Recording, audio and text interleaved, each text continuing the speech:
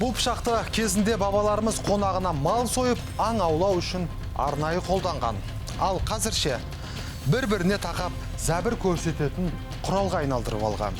Алматыда дәл осындай суық қару алып, өзгеге жарақат салған азамат ұсталды. Толығырақ келесі бейне материалда. Бұл пышақпен жасалған қарақшылық Алматы қаласында тіркелді. Түнгі сағат 2-лер шамасында. Сағат 2:30 шамасында төбелесіп атқан 4 азаматты байқадық. Сол аралықта жедел түрде сол жерге жеттік.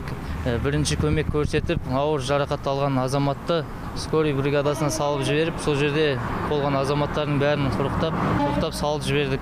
4 азамат болды орында. Оқиғаға қатысты азаматтар 18 бен 24 жас аралығында. Сондай-ақ солардың бірі 23 жасар туған күнін атап өтіп жатқан. Алайда ұсталғандар мен куәгерлер әртүрлі нұсқаны айтты. Брата, мен пышақтан жоқпын ешкімді. Жоқ, мына жерде көрген адамдар айтып отыр ғой, сізді пышақтады деп.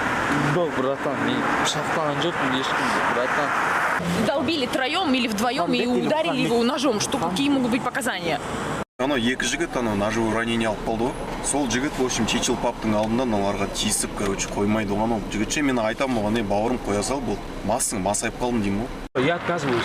Отдача показать. Оқиғаның мән-жайын бірден анықтау мүмкін болмады. Суық қарудан жарақат алған жәбірленушілердің бірі ауруханаға жеткізілді.